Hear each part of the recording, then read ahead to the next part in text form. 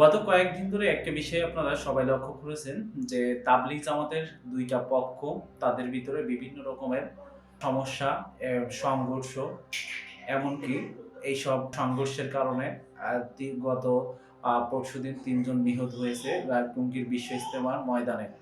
বেশ কয়েক বছর ধরে তাবলিগ জামাতের যে কার্যক্রম মোটামুটি ২ টা ভাগে বিভক্ত হয়ে কিন্তু তাদের মূল কার্যক্রম চালিয়ে আসছে। এমনকি তাবলিগ জামাতের যে বড় আয়োজন বিশ্ব ইজতেমা সেটাও কিন্তু গত কয়েক বছর ধরে দুই ভাগে বিভক্ত হয়ে করে আসছিল। তো এই যে তাবলিগ জামাতের ভিতরে একটা বিভক্তি এবং যেহেতু ২ গ্রুপই তারা আলাদা হয়ে এবং প্রত্যেকেই দাবি করতেছে যে তারা হকের পথে আছে এবং অন্য পক্ষে বাতিলের পথে। তো মাঝখান থেকে আসলে আমাদের একটু বুঝতে কষ্ট হচ্ছে কোন গ্রুপ আসলে হকের পথে আর কোন গ্রুপ বাতিলের পথে।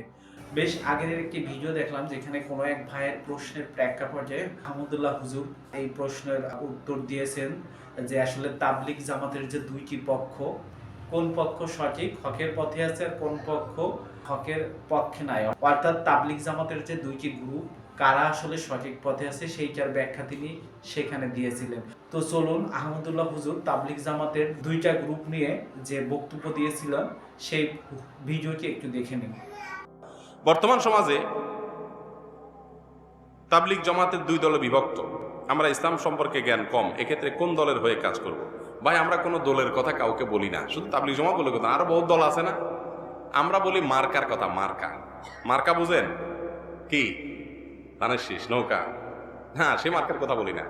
মার্কা হলো রাসূল আকরাম সাল্লাল্লাহু আলাইহি ওয়াসাল্লাম বলেছেন, মা আনা আলাইহি ওয়া আসহাবি, মা আনা আলাইহি ওয়া আসহাবি। যে ব্যক্তি বলবে রাসূল আকরাম সাল্লাল্লাহু আলাইহি ওয়াসাল্লামের কথা অনুযায়ী আমি চলি এবং সাহাবা ইকরামের আদর্শ অনুযায়ী চলে যায়, সে হকের উপর আছে ইনশাআল্লাহ। সে হকের উপরে আছে। সে কোথায় আছে, কোন দেশে আছে, তার কালার কি, তার দলের নাম কি, তার গ্রুপ কি, এসব দেখা দেখি না। আপনি মার্কা দেখবেন। কি দেখবেন? মার্কা দেখবেন।